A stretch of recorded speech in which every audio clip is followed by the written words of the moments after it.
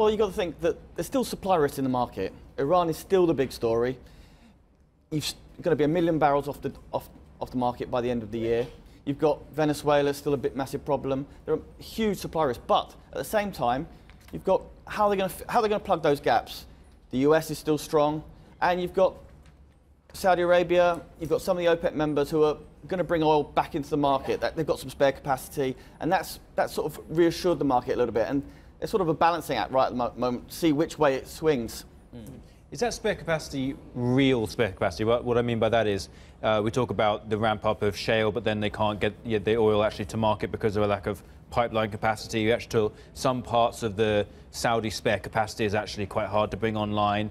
I have been reading somewhere that we don't actually have the kind of push the button spare capacity that some people think. Is that right? And the right kind of products as well. Yeah, just add that one in as well. That's the key thing from the US side of perspective. They've got a lot lighter Swedish crude. It's not what can really replace the Iranian crude, which is sour and heavier. What you've got is from the key ones, which is Saudi Arabia, some of the Gulf is Kuwait, Iraq, and UAE, and they can bring on.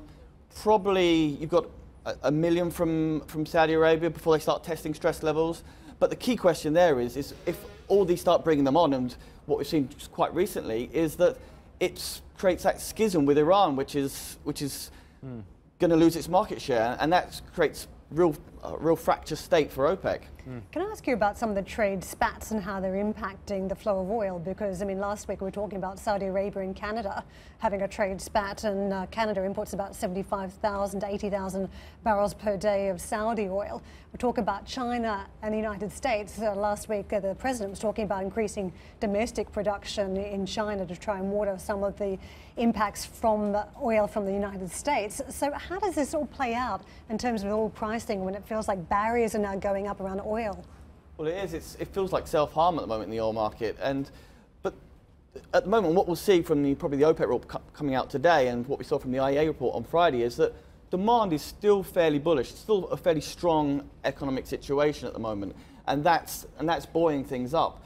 But with these risks from sanctions, from the escalating trade war with China, with even sort of a smaller locational thing, which is like in Turkey, it all feeds into a risk to the demand picture further out.